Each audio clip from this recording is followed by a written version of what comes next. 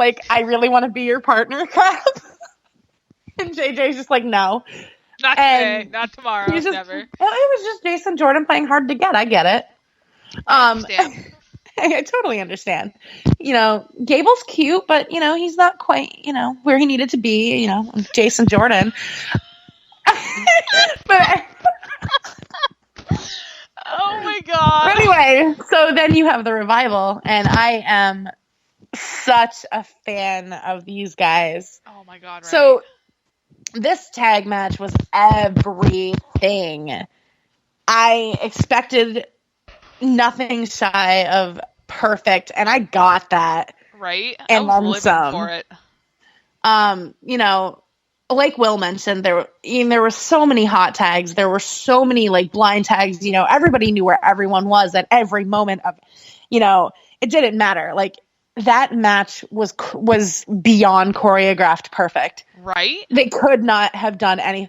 I do have to laugh though, because at one point the Botchamania chants because the Revival fucked up. I know, right? That was so funny. I normally am just like, really? That's kind of petty, but I actually laughed because the Dallas crowd was amazing. And this is the first, I told Julie this, and I'm going to say it again. This is the first time in like 3 decades Dallas has had anything to be proud of. Seriously. They haven't had anything win in Dallas in like 20 years. So they need something. All of you Cowboys fans, I'm not sorry. I'm a Patriots fan. You can go fuck yourself. But so American Alpha just fucking killing it every time they get into the ring. And it was about time. Honestly, they could not have given the straps to those boys on a better weekend, at a better event, after a better match. Absolutely. It was fucking dynamite. And obviously we love watching the post-match stuff and seeing how much Chad and Jason respect each other, not just as athletes, but as people. Mm-hmm. Like, I actually cried my eyes out when they won those titles, and I have no shame about this.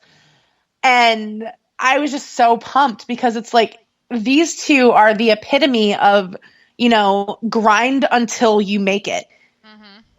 And, if you've watched Breaking Ground, if you've just watched NXT, you've seen Jason Jordan evolve.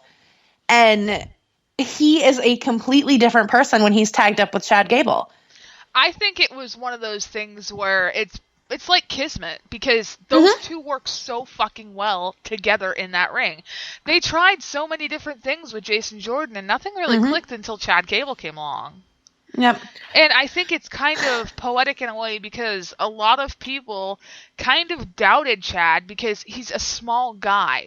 And if you're a small guy in this business, they don't want you around. Oh yeah, he's tiny. Like, he's a little dude, but he can go. Right?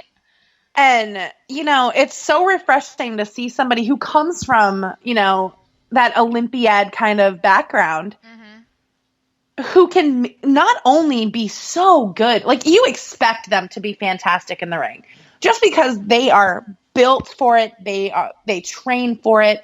So they are wrestlers at heart, but he is so effortlessly charismatic. He has this great look about him. Everything he touches is so over. And it's just because he has that like likable personality that you just want to like hug him and tell him how much you love him. Or maybe that's just me, but no, I want to do alone. this. I want to do this. I mean, I'll probably get shit on for this, but I have never, ever seen a German suplex so beautifully done before in my life. And when I say people are going to shit on me, I mean Brock Lesnar fans. Ugh. You want Suplex City? Go to American Alpha. Yeah. Because Chad Gable can do it all. Chad Gable deadlifted Baron Corbin at 275 pounds at 6 foot fucking, what is it, 6'5"? Yeah, something like that. 6'7"? Like, it's fucking crazy. And that guy's twice his fucking size in probably both weight and height. And he deadlift Germaned him and made it look easy.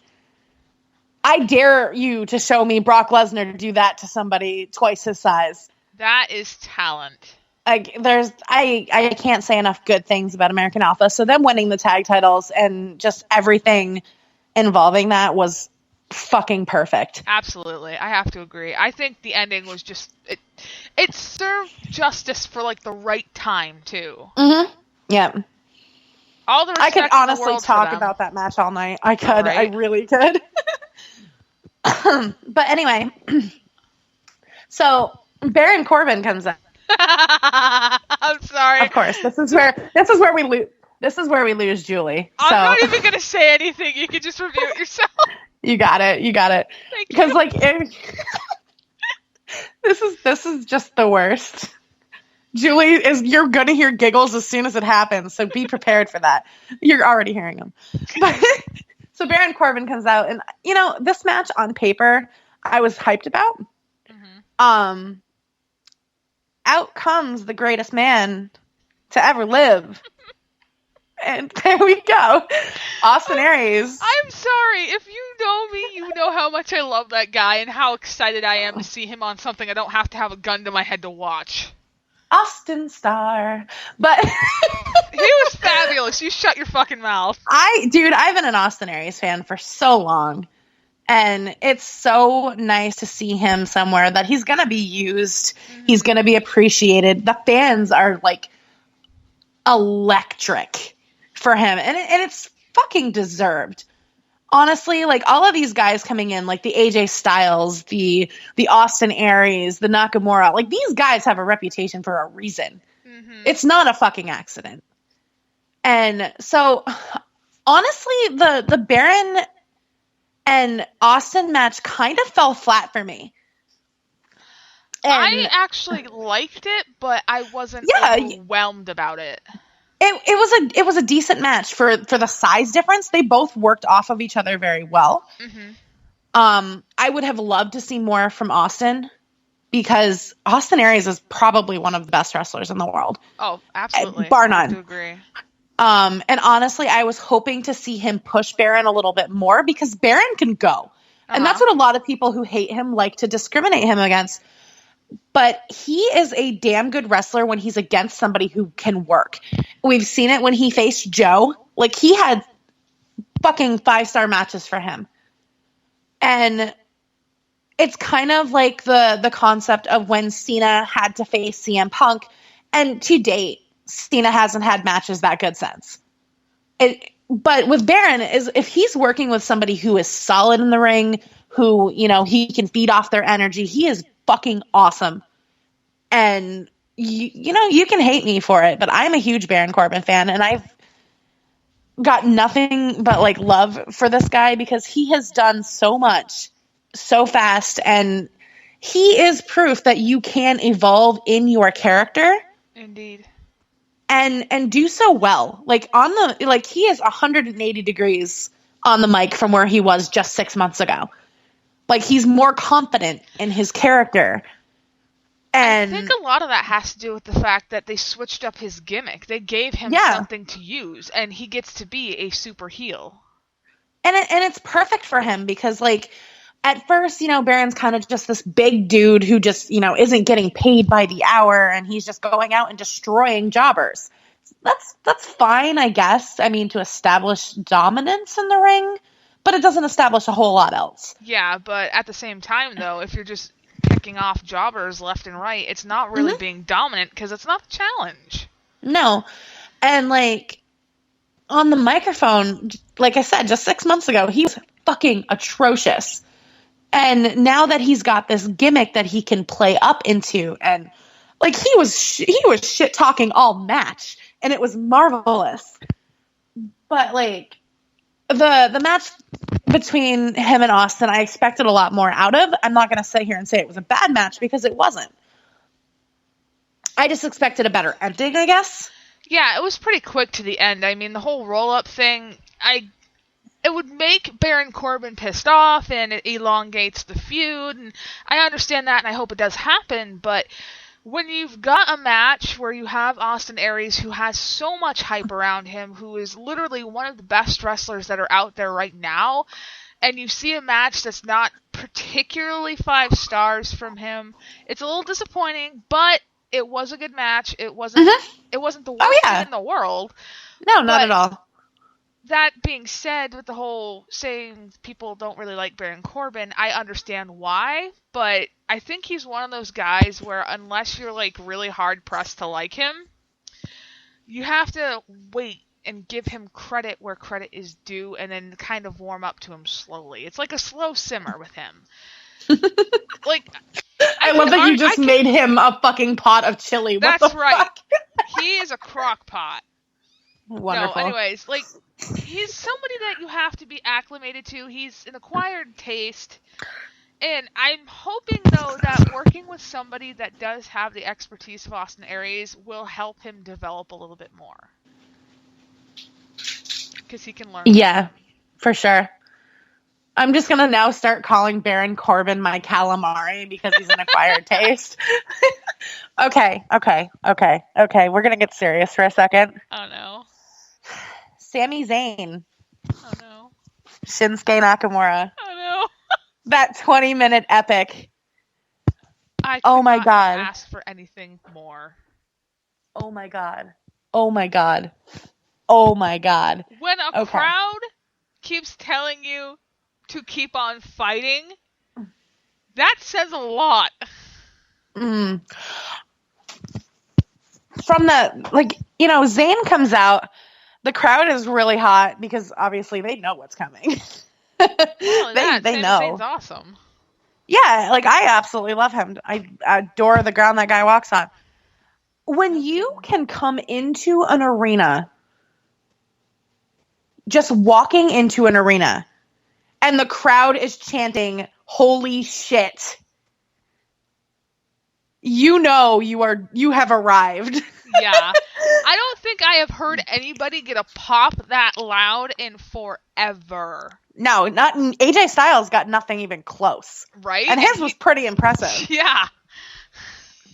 Even Austin Aries when he debuted on NXT, like, it was nothing compared to, like, you know, Shinsuke gets into the ring, he goes to the ropes, he does that little back bend thing. The crowd fucking loses it.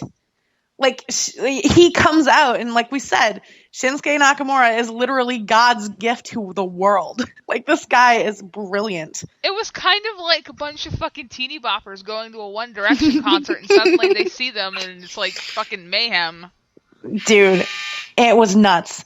I cannot put into words how fucking excited I was to see Nakamura in a WWE ring.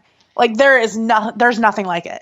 There was so much hype with this match in general, just because Nakamura was in it, but it lived up to and exceeded everything that you could have ever hoped. Dude, we said this match was going to tear down the house and rebuild it, but they took and they demolitioned the building. They cleared out 14 lots down the street. They built a condominium complex and then some. Like, it was crazy. But, like, even talking about this match, I'm just, like, so pumped.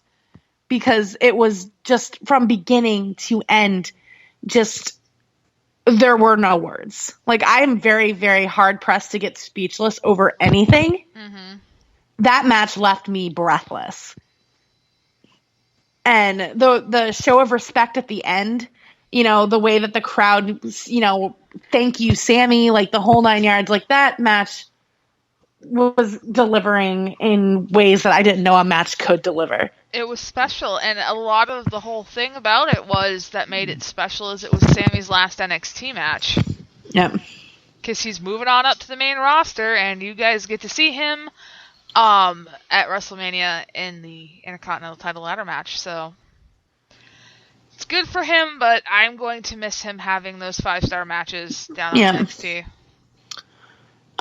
One match that surprised me a little bit was the women's match. Bayley and Asuka just Jesus. I am an Asuka fangirl. Like, Julie has seen my level of just, like, catastrophic meltdown. I, like, got almost teary-eyed when she came out the first time I saw her live. Like, it's terrible.